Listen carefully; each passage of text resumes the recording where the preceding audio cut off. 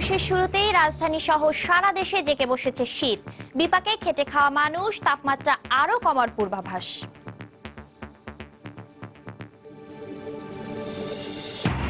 ছুটির দিনে তীব্র শীতের মধ্যেই পৌর নির্বাচনের প্রচারণায় ব্যস্ত প্রার্থীরা।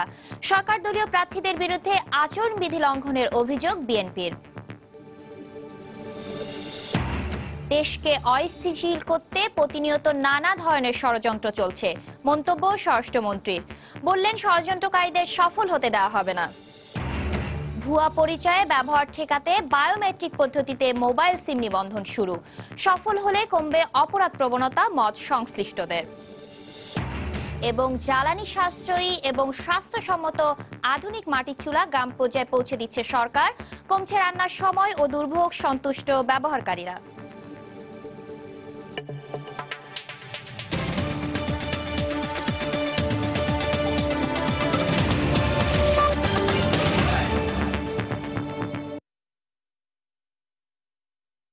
প্রবাসীর সময় সঙ্গে আছি আমি শাতিলা শারমিন। পৌষের শুরুতে রাজধানীতে শীত জেঁকে বসায় কিছুটা দুর্ভোগে পড়েছে নগরবাসী। এতে ব্যাহত হয় চলাফেরা সহ স্বাভাবিক কার্যক্রম। সাপ্তাহিক ছুটির দিন হলেও তীব্র ঠান্ডা, কুয়াশা ও গুড়ি গুড়ি বৃষ্টি উপেক্ষা করে ঘর থেকে বের হতে হয় খেটে খাওয়া সাধারণ মানুষকে। এদিকে আবহাওয়া অধিদপ্তর জানিয়েছে, রাজধানীতে আরো 2-1 দিন ঘন কুয়াশা পড়তে পারে। সেই সঙ্গে রাজধানী সহ খুলনা ও রাজশাহী অঞ্চলের কিছু কিছু এলাকায় তাপমাত্রা কমে 8 ডিগ্রি নিচে নেমে যেতে পারে। পৌষের শীতল সকাল, হঠাৎ করে এক পশলা বৃষ্টি, আর তাতেই রাজধানীতে শীতের প্রকোপ। মিরপুর, মোহাম্মদপুর, ফার্মগেট, বাংলা মোটর, ধানমন্ডি এলাকা সহ ঢাকার বাইরের বিভিন্ন এলাকায় ছড়েছে পৌষের শীতল বৃষ্টি। সাপ্তাহিক ছুটির দিন হলেও তীব্র ঠান্ডা, কুয়াশা ও গুঁড়ি গুঁড়ি বৃষ্টি উপেক্ষা করেও কর্মস্থলে যোগ দিতে দেখা গেছে অনেককে। শীতের সকালের হঠাৎ এই বৃষ্টি খেটে খাওয়া মানুষের কাছে কষ্টের হলেও কেউ কেউ বলছেন ভিন্ন কথা। ভোরবেলাতে বৃষ্টি হওয়াতে অনেক ভালো লাগছে। শীতটা একটু আসতেছে, এর আগে তো শীতটা বেশি ছিল না, এখন তো শীত আসতে ভালো লাগতেছে। কষ্ট হলেও কর্মের তাগিদে আমাদের সাইডে আসতে হয়। অনেক ঠান্ডা, মনে করেন যে শরীরে ঠান্ডা লাগে, খাবার সরকার দিলে তার মতো শীত করে, শীতে লিয়ে কাম কাজ করতে পারি না। হঠাৎ এই বৃষ্টির জন্য দায়ী সাইবেরিয়া থেকে আসা বাতাস। উল্লেখ করে আবহাওয়া অফিস বলছে, শুক্রবার রাতে রাজধানী সহ খুলনা ও রাজশাহী অঞ্চলের কিছু কিছু এলাকায় তাপমাত্রা নেমে যেতে পারে 8 ডিগ্রির নিচে। সাগরের দিক থেকে যে বাতাস আসছে সেটার সাথে মিলে এই বৃষ্টিটা হচ্ছে। মডারেট কোল্ড ওয়েভ ভেবে অনেকগুলি জায়গায়, ঢাকা ডিভিশন পর্যন্ত mild to moderate cold wave হতে পারে, রাজশাহী ডিভিশন, তারপরে খুলনায়, এইসব অঞ্চলে। এছাড়াও এবছর শীতের তীব্রতা অন্যান্য বছরের চেয়েও কম হবে বলে জানিয়েছে আবহাওয়া অফিস। ফয়সাল মোর্শেদ, সময় সংবাদ, ঢাকা। এদিকে উত্তরাঞ্চলের বিভিন্ন জনপদেও ঘন কুয়াশা ও শীতের প্রকোপ পড়েছে। এতে বিপাকে পড়েছেন শ্রমজীবী মানুষ। ব্যুরো প্রতিবেদক ও জেলা প্রতিনিধিদের পাঠানো তথ্য ও ছবি নিয়ে ডেস্ক রিপোর্ট। গত কয়েকদিন ধরে গাইবান্ধার পলাশবাড়ি, সাঘাটা, সুন্দরগঞ্জ ও ফুলছড়ি সহ 7টি উপজেলায় কুয়াশা ও শীতের তীব্রতা বাড়ছে। আর হিমেল হাওয়ায় জুবুথুবু হয়ে পড়েছে জনজীবন। কাজ করতে না পেরে বিপাকে রয়েছেন নিম্ন আয়ের মানুষ। কুয়াশায় মানে রাস্তাঘাট কিচ্ছু দেখা যায় না, শীতে তো মানুষ কাটতেছে, শীতে মরতেছে, মরি গেলে কি হবে, তারপরে কি করবো? এই যে কাপড় চোপড় নেই, কিছু নেই, কিছু দিলাম কিনতেও পারি না। বাচ্চা কাচ্চা নিয়ে তো খুব অসুবিধার মধ্যে আছি। এই যে মনে করো সন্ধ্যার 8টায় গিয়ে কুয়াশা পড়ে ধরে, বেলা 10টা 11টা পর্যন্ত কুয়াশা পড়ে। এদিকে কনকনে শীত আর হিমেল হাওয়ায় বিপর্যস্ত হয়ে পড়েছে দিনাজপুরের জনজীবন। শুক্রবার জেলায় সর্বনিম্ন তাপমাত্রা রেকর্ড করা হয়েছে 9.2 ডিগ্রি সেলসিয়াস, যা গত কয়েকদিনের সর্বনিম্ন তাপমাত্রা বলে জানিয়েছে স্থানীয় আবহাওয়া অফিস। শরীর শো কাঁপতেছে, এত ঠান্ডা, কাপড় চোপড় করছি তারপরেও ঠান্ডা লাগে হাত পায়ে। বিকাল হতে সন্ধ্যা হতে হতে শিবিরের তীব্রতাটা আরো বেশি বাড়তেছে। কোনো দিন সূর্যের মুখেই দেখা যায় না।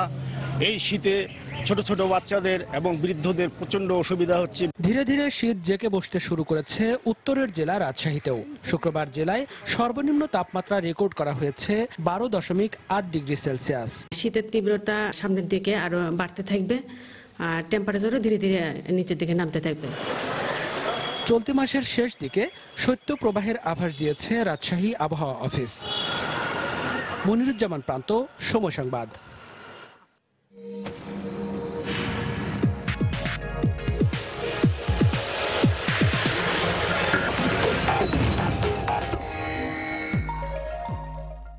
পৌষের শীত জেঁকে বসলেও থেমে নেই পৌর নির্বাচনের ডামাডোল। শুক্রবার ছুটির দিন হওয়ায় ভোরের আলো ফুটতেই ভোটারদের দ্বারে পৌঁছে যান প্রার্থীরা। শোনান নানান উন্নয়নের প্রতিশ্রুতি।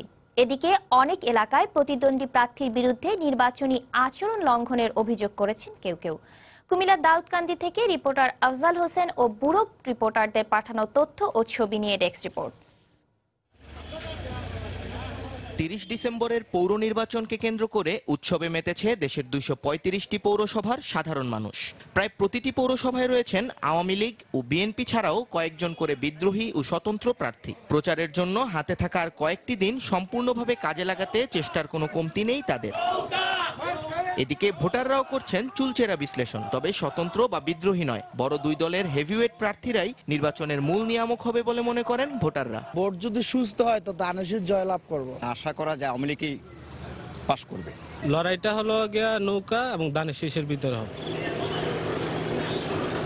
কুমিল্লায় শুক্রবার সকাল থেকেই প্রচন্ড কুয়াশা ও বৃষ্টি উপেক্ষা করে প্রচারে নেমে পড়েছেন প্রার্থীরা। অনেকে আবার জুমার নামাজের পর পুরোদমে গণসংযোগে নেমেছেন। এখানে আওয়ামী লীগের একক প্রার্থী থাকলেও বিদ্রোহী প্রার্থী নিয়ে কিছুটা বিপাকে রয়েছে বিএনপি।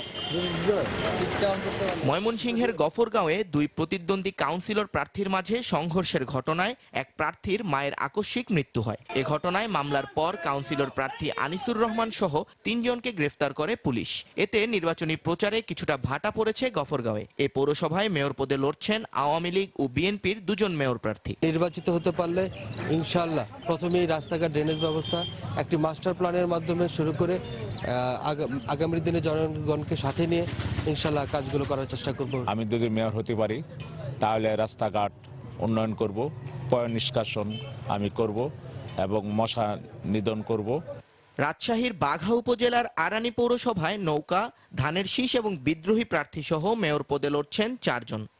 শীত ও কুয়াশা উপেক্ষা করে তাদের প্রচারে মুখর এখন পুরো পৌর এলাকা। প্রার্থীরা সকাল থেকে সন্ধ্যা পর্যন্ত ছুটে চলেছেন ভোটারদের দুয়ারে দুয়ারে। তবে নাগরিক সুবিধা বঞ্চিত এসব মানুষ চান একজন যোগ্য মেয়র। সৎ এবং যোগ্য মানুষকে আমরা দেখে শুনে ভোট দেব। এই পৌরসভাকে মডেল পৌরসভা হিসাবে তৈরি করার চেষ্টা করব।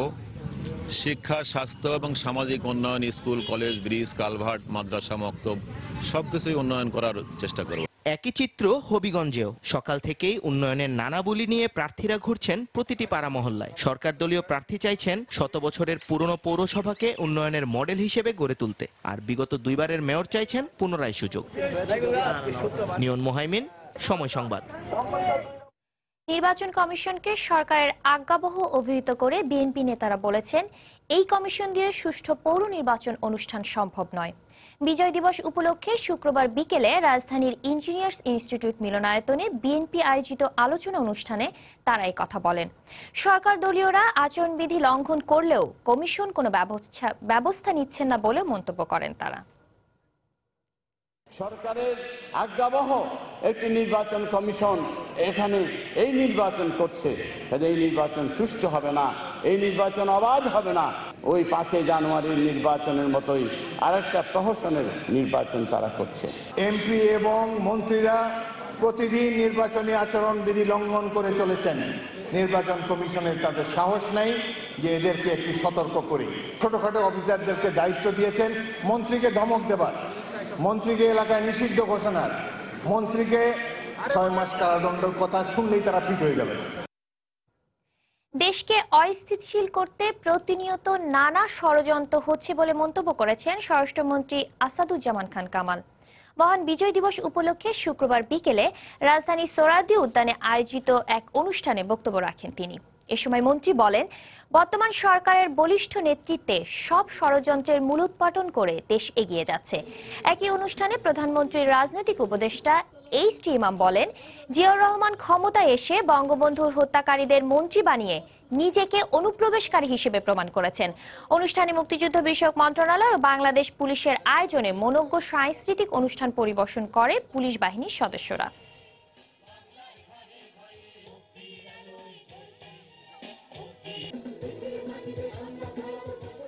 জিয়াউর রহমান মুক্তিযোদ্ধা ছিলেন কিনা এটি আর বড় প্রশ্ন নয়, এখন এটি প্রমাণিত যে তিনি আমাদের মাঝখানে একজন অনুপ্রবেশকারী ছিলেন। না হলে তিনি ক্ষমতায় আসার সাথে সাথেই মান্নান এবং আলিমের মতো হত্যাকারীকে মন্ত্রী বানাতেন না। নানান ধরনের ষড়যন্ত্র হচ্ছে, প্রতিদিন ষড়যন্ত্র হচ্ছে, যেটা নাকি বঙ্গবন্ধুর কন্যা আজকে সাহসিকতার সঙ্গে একটার পর একটা মোকাবেলা করে যাচ্ছেন। তিনি করে যাচ্ছেন বলেই আজকে চ্যাম্পিয়ন অব দি আর্ট পুরস্কার ঘোষিত হয়েছেন।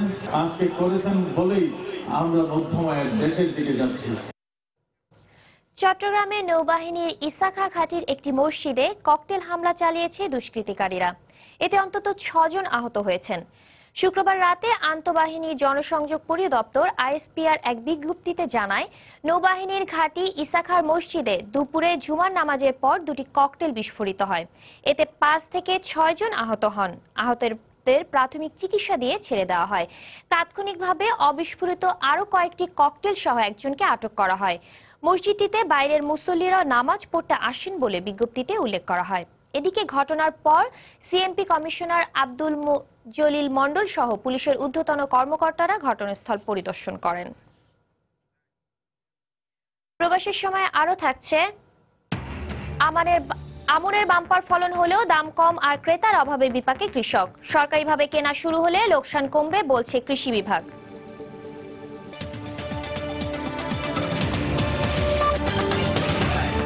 তাই তো সবাই বলে শিল্পাল্লার দিন শেষ, মেগা ডিজিটাল স্কেলে বাংলাদেশ। ভুয়া পরিচয়ে সিম ব্যবহার ঠেকাতে গ্রাহকদের তথ্য যাচাই ও সিম পুনঃনিবন্ধনের উদ্যোগ নিয়েছে ডাক ও টেলিযোগাযোগ মন্ত্রণালয়। তারাই ধারাবাহিকভাবে আনুষ্ঠানিকভাবে উদ্বোধন করা হয় বায়োমেট্রিক ও আঙুলের ছাপ পদ্ধতিতে মোবাইল সিম নিবন্ধন কার্যক্রম। তবে বিভিন্ন কাস্টমার সার্ভিস সেন্টার ও এজেন্ট পয়েন্টে প্রথম দিন গ্রাহক উপস্থিতি ছিল একেবারেই কম। সংশ্লিষ্টরা বলছেন, আগামী বছরের 26 এপ্রিল পর্যন্ত সুযোগ থাকায় শুরুতে মেলেনি তেমন সাড়া। কামরুজ্জামানের রিপোর্ট।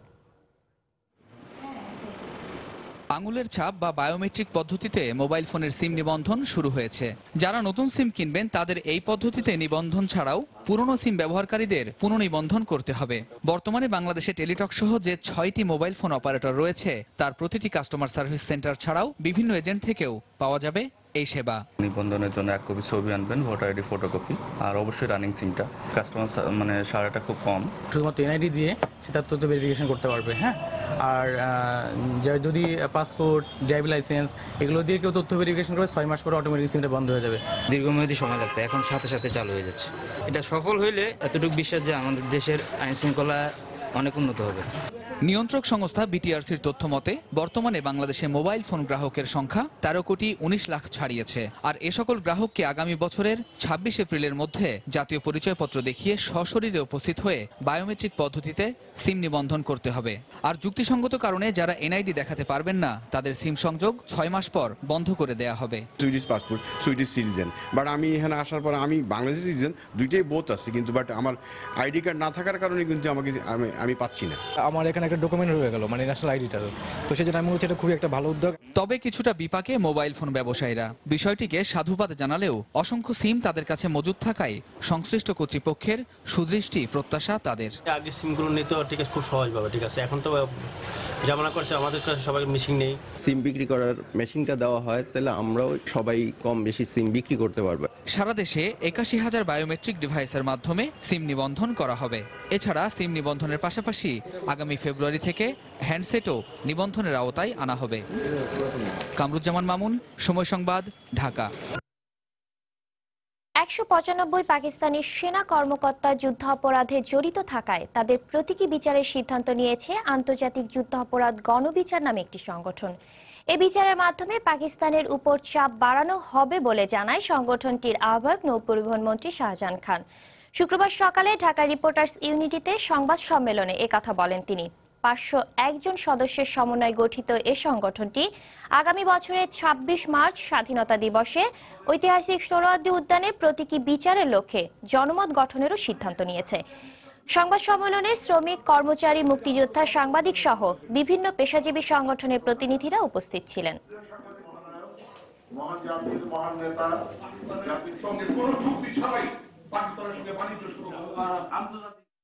রাজধানী এবং অনেক জেলা শহরে প্রাকৃতিক গ্যাস সংযোগ থাকলেও উপজেলা পর্যায়ে অধিকাংশ গ্রামেই এই সুবিধা নেই। এতে বাধ্য হয়েই এই অঞ্চলের বাসিন্দাদের রান্নার কাজে ব্যবহার করতে হয় হাতে তৈরি মাটির চুলা, যা কিনা পরিবেশ এবং জনস্বাস্থ্যের জন্য ক্ষতিকর। বিশ্বব্যাংকের আর্থিক সহযোগিতায় ইনফ্রাস্ট্রাকচার ডেভেলপমেন্ট কোম্পানি লিমিটেড ইটকল বিশাল এই জনগোষ্ঠী জ্বালানি ব্যয় সাশ্রয় এবং স্বাস্থ্য রক্ষায় তাদের হাতে পৌঁছে দিচ্ছে আধুনিক চুলা। সাভার ঘুরে এসে সোহেল কোরাইশির তোলা ছবিতে বিস্তারিত জানাচ্ছেন সাইফুল রুদ্র। বংশী এবং তুরাগ নদী বেষ্টিত দ্বীপের মতো একটি গ্রাম সাভারের কাউন্দিয়ার মাঝির দিয়া। রাজধানীর অদূরে হলেও এখানে নেই প্রাকৃতিক গ্যাস সংযোগ। খাবার তৈরিতে রান্নার একমাত্র অবলম্বন চুলা। এখানকার বাসিন্দাদের মতে হাতে তৈরি চুলার তুলনায় অধিক জ্বালানি সাশ্রয়ী এবং বেশি কার্যকর সরকারি আর্থিক প্রতিষ্ঠান ইটকলের চুলা। অনেক কালি পড়তো, এখন ধোঁয়া হয় না, কালিও পড়ে না। গ্যাসের তো কম জ্বলে, এর তো অনেক জ্বলে। একটা ফ্রেম লাগা দিয়েছে, একটা দিয়ে রান্না দুইটা হয়ে যেতেছে। ওখানে উন্নতি চুলা, যার নাম উন্নতি হয়েছে ঠিকই উন্নতি চুলা। রান বাড়াইলে ভালোই লাগে, রানতে ভালো লাগে।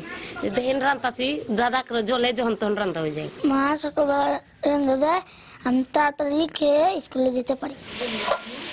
বর্তমানে ১৮৯টি উপজেলায় এই কার্যক্রম চালু থাকলেও ভবিষ্যতে তা সারা দেশে পৌঁছে দেওয়া হবে বলে জানান ইটকলের এই কর্মকর্তা। জ্বালানির যে সাশ্রয় সেটা আমরা এনশিওর করতে পারবো। উন্নত চুলা কর্মসূচিতে আমরা দেশব্যাপী বিস্তৃত করতে পারি। ইতিমধ্যে আমরা ২ লক্ষের উপরে চুলা আমরা স্থাপন করতে সক্ষম হয়েছি। আমার স্থানীয় পর্যায়ে একটা ক্যাপাসিটি ডেভেলপমেন্ট দরকার। ঢাকার বেশ কয়েকটি উপজেলায় এসব চুলা তৈরি, সরবরাহ এবং ব্যবহারকারীদের প্রশিক্ষণের কাজটি করে থাকে ভার্ক।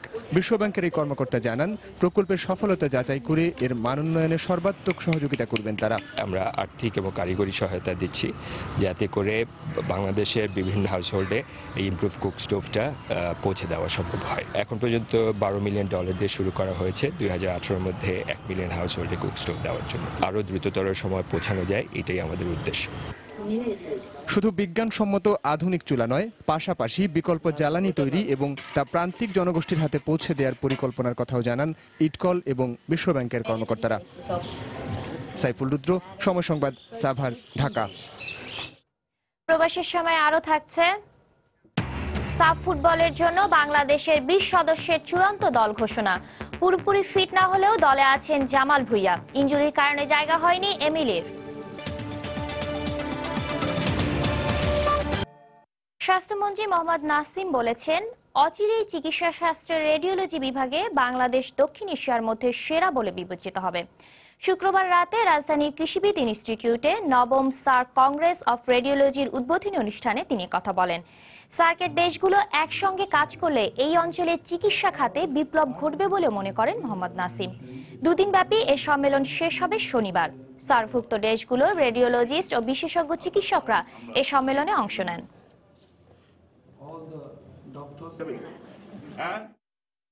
গণিত প্রতিযোগিতার মাধ্যমে দেশে বুদ্ধিভিত্তিক চর্চা বাড়ছে বলে মন্তব্য করেছেন বিশিষ্ট লেখক ও শিক্ষাবিদ অধ্যাপক মোহাম্মদ জাফর ইকবাল।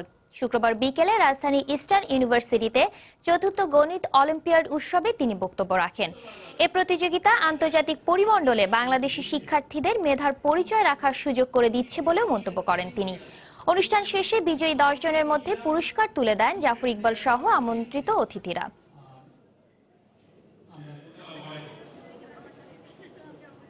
এখন কি ভালো লাগে দেখতে যে কত জায়গায় গণিত অলিম্পিয়াড হচ্ছে। আমাদের ছেলেমেয়েরা গণিত অলিম্পিয়াডে সারা পৃথিবীর সঙ্গে যোগ দিতে যাচ্ছে, সেখানে মেডেল পাচ্ছে। যারা মেডেল পাচ্ছে, পৃথিবীর সর্বশ্রেষ্ঠ ইউনিভার্সিটিগুলি ওদেরকে একদম মানে কি বলবো, MIT বলো, প্রিন্সটন বলো, তাই না, ক্যালটেক বলো, যত বড় বড় ইউনিভার্সিটি আছে সবাই তাদেরকে লুফে নিচ্ছে তাদেরকে পড়ানোর জন্য। আমার এই 3 কোটি বাচ্চা যদি সবাই লেখাপড়া করে, তাহলে তুমি দেখবে দেশটা কত র্যাপিডলি, কত সুন্দরভাবে চেঞ্জ হয়ে যাবে। এবার প্রবাসীর কিছু খবর। 40 বছর পরেও রাজাকারদের ফাঁসি কার্যকরের মাধ্যমে জাতি কিছুটা হলেও বিজয়ের স্বাদ পেয়েছে। তবে যতদিন পর্যন্ত দেশ রাজাকার মুক্ত না হবে, ততদিন পর্যন্ত এই বিজয়ের স্বাদ পরিপূর্ণভাবে পাওয়া যাবে না। সংযুক্ত আরব আমিরাত আওয়ামী লীগ আয়োজিত বিজয় দিবসের এক আলোচনা সভায় একথা বলেন তারা। আওয়ামী লীগের সভাপতি আব্দুল মালিকের সভাপতিত্বে এবং সাধারণ সম্পাদক আমজাদ হোসেনের সঞ্চালনায় সভায় প্রধান অতিথি হিসেবে উপস্থিত ছিলেন দুবাই আওয়ামী লীগের সভাপতি দেলাওয়ার হোসেন। প্রধান বক্তা ছিলেন আবুধাবি আওয়ামী লীগের সভাপতি শহীদুল্লাহ শহীদ। এছাড়াও সভায় বিশেষ অতিথি হিসেবে বক্তব্য রাখেন আঞ্জাম বঙ্গবন্ধু পরিষদের সভাপতি ইসমাইল গনি চৌধুরী সহ আওয়ামী লীগের বিভিন্ন অঙ্গ সংগঠনের নেতারা। আলোচনা শেষে এক মনোজ্ঞ সাংস্কৃতিক অনুষ্ঠানের আয়োজন করা হয়।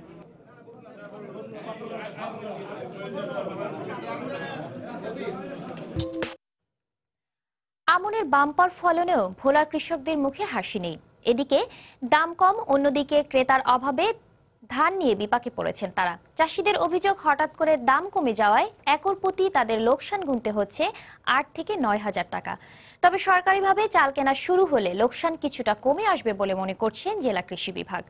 নাসিরউদ্দিন লিটনের তথ্য, উৎপল দেবনাথের ছবি নিয়ে নেক্সট রিপোর্ট। আমনের ভালো ফলন হওয়ায় ধান নিয়ে কৃষকেরা যে স্বপ্ন দেখেছিল, হঠাৎ করে দাম কমে যাওয়ায় তা দুঃস্বপ্নে পরিণত হয়েছে। জমি চাষ, বীজ লাগানো, সার, কীটনাশক এবং ধান কাটা ও মাড়াই সহ মন প্রতি ধানের উৎপাদন খরচ হয়েছে প্রায় 600 টাকা। কিন্তু বর্তমানে বাজারে ধান বিক্রি হচ্ছে মাত্র 380 টাকায়।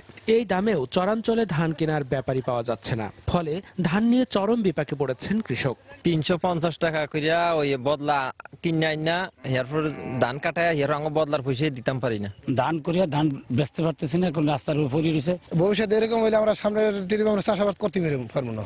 এদিকে মহাজনেরা ধান না কেনায় বিপাকে পড়ার কথা জানালেন এই ব্যাপারীরাও। চাল বৃদ্ধি 800 টাকা, এই চাল বেচতে 700 টাকা, মনকে 150 টাকা লোকসান। এমনি ধানের দাম আমরা কমে কিনতে হয়। ধান কিনে নিই মহাজনের কাছে, হেরা ধান চায় না কিনতে, ধান আবার রিটার্নও আনতে হয় আমাদের। আর জেলা কৃষি কর্মকর্তা জানালেন, সরকারিভাবে চাল কেনা শুরু হলে ধানের দাম বাড়বে। সরকার ইতিমধ্যে 31,000 টাকা প্রতি টন চাল কিনবে বলে নির্ধারণ করেছে। সরকারি নির্ধারিত মূল্যে যখন ক্রয় শুরু হবে, তখন ধানের দাম বৃদ্ধি হবে বলে মনে করছি। জেলায় এবছর 1,82,525 হেক্টর জমিতে আমন উৎপাদনের লক্ষ্যমাত্রা নির্ধারণ করা হয়েছে 3,61,544 মেট্রিক টন। সময় সংবাদ, ভোলা। শীতে জমে উঠতে শুরু করেছে বান্দরবনের পর্যটন শিল্প। পর্যটকদের পদভারে মুখরিত এখানকার প্রতিটি পর্যটন কেন্দ্র। বিশেষ করে নীলাচল, নীলগিরি, চিম্বুক ও শৈলপ্রপাতে ভিড় সবচেয়ে বেশি। পাহাড়ের ফাঁকে ফাঁকে নেমে আসা ঝর্ণা আর আঁকাবাঁকা গিরিখাত দূর দূরান্তের মানুষকে হাতছানি দিয়ে ডেকে আনছে এখানে। বান্দরবন ঘুরে এসে সাখাওয়াত টিপুর ক্যামেরায় বিস্তারিত জানাচ্ছেন কমল দে। রাজনৈতিক অস্থিরতার কারণে গত বছরের পুরো পর্যটন মৌসুম খরায় কাটলো। এবার উল্টো চিত্র, হালকা কুয়াশা পড়ছে। শীত এখনো জেকে বসেনি, তারপরে সৌন্দর্য পিপাসুরা বসে নেই। ডিসেম্বরের শুরুতে পর্যটকরা আসতে শুরু করেছে বান্দরবানে। পাহাড় আর ঝর্ণার নয়নাবিরাম দৃশ্য থেকে উচ্ছ্বসিত পর্যটকরা। অনেক কিছু দেখলাম আমরা, মনে চাচ্ছে আরো অনেক দিন এখানে থেকেই যে ঝর্ণা দেখছি, এখানে পানি অনেক সুন্দর। আমাদের দেশে এমন সুন্দর একটা জায়গা আছে যে না দেখলে, না অনুভব করলে বোঝা যাবে না যে এত সুন্দর আমাদের বাংলাদেশ। তবে পর্যটন স্পটগুলো শহর থেকে কিছুটা দূরে হওয়ার পাশাপাশি প্রয়োজনীয় যানবাহনের স্বল্পতায় কিছুটা বিপাকে পড়তে হচ্ছে পর্যটকদের। রেস্টুরেন্ট, হোটেল ভালো একটু আকর্ষণীয় কিছু দেখা দিলে পর্যটন একটু বেড়ে যাবে। ওভারঅল সিকিউরিটি ব্যবস্থাটা আরেকটু উন্নতি করা দরকার, পাশে অনেক ধরনের ফ্যাসিলিটিও রাখা দরকার। এই অবস্থায় দেশি বিদেশি বিনিয়োগ বাড়লে বান্দরবন পার্বত্য জেলা পর্যটনের রোল মডেল হয়ে উঠবে বলে মনে করেন জেলা প্রশাসনের এই কর্মকর্তা। প্রচুর পর্যটক আসছে পর্যায়ক্রমে এখানে, এবং এইভাবে থাকলে ওদের ভবিষ্যতে বান্দরবন একটা বাংলাদেশের পর্যটন অন্যতম একটা কেন্দ্র হিসেবে পরিগণিত হবে। বান্দরবন পার্বত্য জেলার আয়তন 4,480 বর্গ কিলোমিটার হলো, এর মধ্যে মাত্র 1,700 কিলোমিটার সমতল ভূমি, বাকি 2,500 বর্গ কিলোমিটার ভূমিতে রয়েছে পাহাড়ি বন। আর বয়ে যাওয়া সাঙ্গু এবং মাতামুহুরী নদীর ব্যাপ্তি অন্তত 87 কিলোমিটার। পাহাড়, গিরিখাত আর ঝর্ণা, এই তিন মিলে বান্দরবন। অনেকটা অনাদর অবহেলা গড়ে উঠছে এই পর্যটন কেন্দ্রগুলো। তেমন কোনো সুযোগ সুবিধা নেই। নানা সীমাবদ্ধতার মাঝেও শত শত পর্যটক ভিড় করছে এখানে প্রকৃতির এই অপালীলা ভূমি দেখার জন্য। বান্দরবন থেকে কমল দে, সময় সংবাদ। দূরবীন ব্যান্ডের 12 বছর পূর্তি উপলক্ষে রাজধানীর ধানমন্ডি রবীন্দ্র সরোবরে কনসার্টের আয়োজন করা হয়। এতে দূরবীন ছাড়াও অংশ নেন শিরোনামহীন ফেড কন্টেন্ট ব্যান্ড দল। দূরবীন এন্টারটেইনমেন্টের আয়োজনে কনসার্টের নাম দেওয়া হয় মেতে ওঠো উল্লাসে 2015।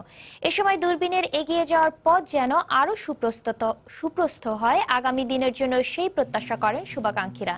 এছাড়া দূরবীনের গানের ভক্তরা শুভেচ্ছা জানান ব্যান্ডের সঙ্গে সংশ্লিষ্টদের। কনসার্টে দূরবীনের শিল্পীরা দর্শকদের উদ্দেশ্যে তাদের জনপ্রিয় ট্র্যাক স্বপ্নডাঙ্গা, অচেনা বিকেল, জানিনা ও আমার বাংলাদেশ সহ বেশ কিছু গান পরিবেশন করেন।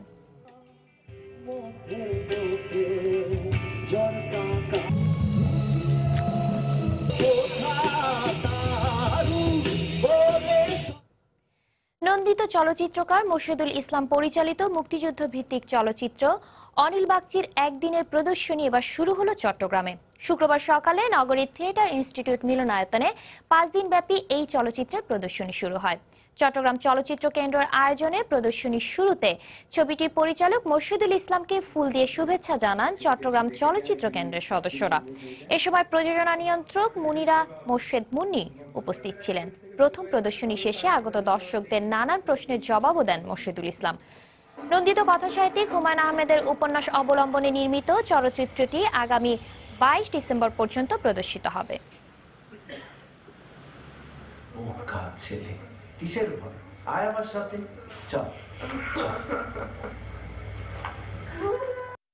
ছবিতে আসলে মানবতার কথা বলা হয়েছে এবং ধর্মীয় সম্প্রীতির কথা বলা হয়েছে। তো আমার মনে হয় যে ছবিটি যদি দর্শক দেখেন, দর্শকের ভালো লাগবে, কারণ ছবিটি মুক্তিযুদ্ধের একটা ভিন্ন আঙ্গিককে তুলে ধরেছে। এখানে যুদ্ধ নেই সরাসরি, কিন্তু যুদ্ধের সময় যে আমরা একটা কঠিন সময়ের মধ্য দিয়ে গেছি সেই মুহূর্তগুলো দর্শক অনুভব করতে পারবেন। এবং এই প্রজন্মের ছেলেমেয়ে যারা আছে তারা আমার মনে হয় এই ছবিটা দেখলে তারা মুক্তিযুদ্ধ সম্পর্কে জানতে পারবে। আগামী 5 দিন ছবিটা সবাই দেখুন, মুক্তিযুদ্ধ সম্পর্কে নিজেরা জানুন, তাদের পরবর্তী প্রজন্মকে জানান। আন্তর্জাতিক প্রসঙ্গ। চীন থেকে সদস্য সংগ্রহের আহ্বান জানিয়ে জঙ্গি গোষ্ঠী আইএসের পক্ষ থেকে ভিডিও বার্তা প্রকাশ করা হয়েছে। চীনা মান্দারিন ভাষায় প্রচারিত এই ভিডিও বার্তায় যুদ্ধক্ষেত্রে আইএসের সঙ্গে যোগ দিতে চীনা মুসলিমদের দৃষ্টি আকর্ষণ করা হয়। এরপরই দেশটির পররাষ্ট্র মন্ত্রণালয়ের পক্ষ থেকে সন্ত্রাসবাদ মোকাবেলায় সবাইকে একসঙ্গে কাজ করার আহ্বান জানানো হয়। পররাষ্ট্র মন্ত্রণালয়ের মুখপাত্র বলেন, আল কায়েদার মতোই চীনের পূর্বাঞ্চলে বসবাসরত উইঘুর মুসলিমদের দলে ভেড়াতে তৎপরতা চালাচ্ছে is. to provide her support for the fight against the Islamic State. In the face of terrorism, no country can stand on its own, and the international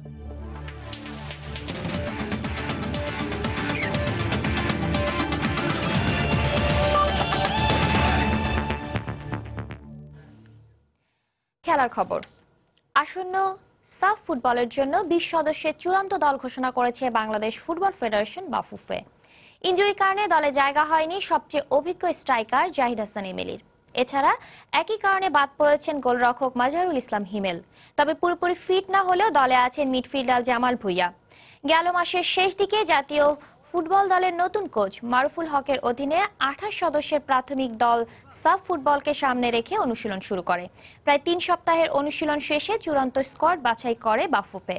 দলের সদস্যরা হলেন সোহেল, রাসেল, রানা, নাসির, জামাল ভুইয়া, ইয়াসিন, জাহিদ, মামুনুর, ইয়ামিন মুন্না, হেমন্ত, জুয়েল, রায়হান, রাজু, তপু, জীবন, রনি, মিশু ও ওয়ালি ফয়সাল। আগামী 23 ডিসেম্বর ভারতে কেরালায় শুরু হবে সাফ ফুটবল। রোববার দেশ ছাড়ার কথা রয়েছে জাতীয় ফুটবল দলের। এবারে সাফ চ্যাম্পিয়নশিপে বি গ্রুপে বাংলাদেশের প্রতিপক্ষ বর্তমান চ্যাম্পিয়ন আফগানিস্তান, মালদ্বীপ ও ভুটান।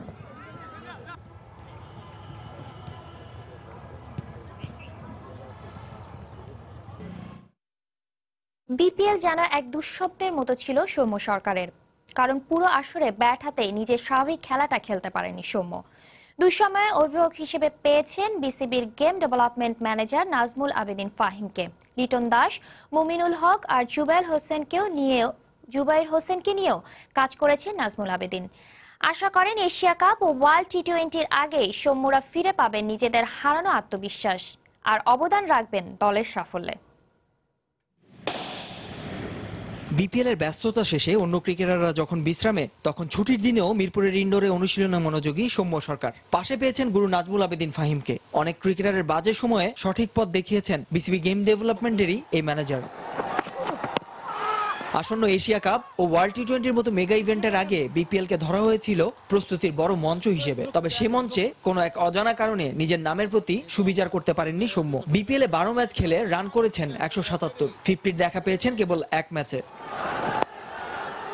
ইমরুল কায়েস, জহুরুল ইসলাম অমিরা যেখানে মাঠ কাঁপিয়েছেন ব্যাট হাতে, তখন পুরো আসরে রানের জন্য লড়তে হয়েছে এই মারকুটে ব্যাটসম্যানকে। আসর শেষে তাই খুঁজে ফিরছেন নিজের হারানো ফর্ম আর ভুলগুলো ধরিয়ে দিচ্ছেন নাজমুল আবেদিন। আমার অবজারভেশন যেটা আমি দেখলাম, যেখানে কিছুটা ওদের নিজস্ব কিছুটা দুর্বলতা আছে, কিছুটা টেকনিক্যাল প্রবলেম আছে, কিছুটা গত বেশ কিছুদিন ধরে ওরা রানের মধ্যে নেই, সেই একটা দ্বিধাদ্বন্দ্ব ওদের মধ্যে আছে। আর এটা অবভিয়াস যে বিপিএল এর যে প্রেশারটা, এটাও দুর্দান্ত প্রেশার, এখানে পারফর্ম করার যে প্রেশারটা। শুধু সৌম্য সরকারই নন, রান খরায় থাকা লিটন দাস, মমিনুল হক আর বিপিএল এ দল না পাওয়া স্পিনার জুবাইর হোসেন লিখনও নিজেদের হারানো আত্মবিশ্বাস ফিরে পেতে সাথে পাবেন গুরু নাজমুল আবেদিনকে। যদি ওরা মনে করে লিটন আসতে পারে কিংবা সৌরভ, ওরা যদি মনে করে ওদের কোনো অ্যাসিস্ট্যান্স দরকার বললে ডেফিনেটলি আমরা ওদেরকে সাহায্য করব। লিখনকে নিয়ে আমি কাজ করছি। ক্রিকেটারদের বাজে সময় আসতেই পারে, তা থেকে কত দ্রুত ফিরে আসা যায় সেটা একজন ক্রিকেটারের জন্য বড় পরীক্ষা। অনেক সময় হয় কি ছোটখাটো একটা ভুল ত্রুটির জন্য হয়তো অনেকে নিজের ন্যাচারাল খেলাটা খেলতে পারে না, তো সেই ক্ষেত্রে সেই জিনিসটা যদি ধরিয়ে দেওয়া হয় তাহলে ওটা ফিরে আসাটা খুব সহজ হয়। জানুয়ারির প্রথম সপ্তাহে শুরু হবে জাতীয় দলের ক্যাম্প। নাজমুল আবেদিনের বিশ্বাস তার আগেই আত্মবিশ্বাস ফিরে পাবেন সৌম্য, মমিনুল, লিটনরা। এশিয়া কাপ ওয়ার্ল্ড টি20-র মঞ্চে যে তারাই হবেন ম্যাচের হিরো।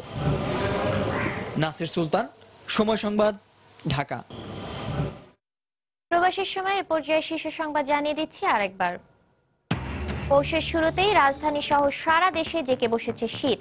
বিপাকে খেটে খাওয়া মানুষ, তাপমাত্রা আরো কমার পূর্বাভাস। ছুটির দিনে তীব্র শীতের মধ্যে পৌর নির্বাচনের প্রচারণায় ব্যস্ত প্রার্থীরা। সরকার দলীয় প্রার্থীদের বিরুদ্ধে আচরণবিধি লঙ্ঘনের অভিযোগ বিএনপির। দেশকে অস্থিতিশীল করতে প্রতিনিয়ত নানা ধরনের ষড়যন্ত্র চলছে, মন্তব্য স্বরাষ্ট্রমন্ত্রীর। বললেন, ষড়যন্ত্রকারীদের সফল হতে দেওয়া হবে না। ভুয়া পরিচয়ে ব্যবহার ঠেকাতে বায়োমেট্রিক পদ্ধতিতে মোবাইল সিম নিবন্ধন শুরু। সফল হলে কমবে অপরাধ প্রবণতা, মত সংশ্লিষ্টদের। এবং জ্বালানি সাশ্রয়ী এবং স্বাস্থ্যসম্মত আধুনিক মাটির চুলা গ্রাম পর্যায়ে পৌঁছে দিচ্ছে সরকার। কমছে রান্নার সময় ও দুর্ভোগ, সন্তুষ্ট ব্যবহারকারীরা। এই ছিল প্রবাসের সময়। যে কোনো খবর পেতে ভিজিট করুন সময়নিউজ.tv। যে কোনো বাংলা লিংক, রবি, সিটিসেল নম্বর থেকে সময় সংবাদের খবর, অনুষ্ঠান সূচি জানতে এবং যে কোনো তথ্য সময় সংবাদকে জানাতে ডায়াল করুন 16242 নম্বরে। এছাড়া এইমাত্র পাওয়া খবর মোবাইলে পেতে SMS করুন *SN লিখে পাঠিয়ে দিন 16242 নম্বরে। সঙ্গে থাকুন সময়ের।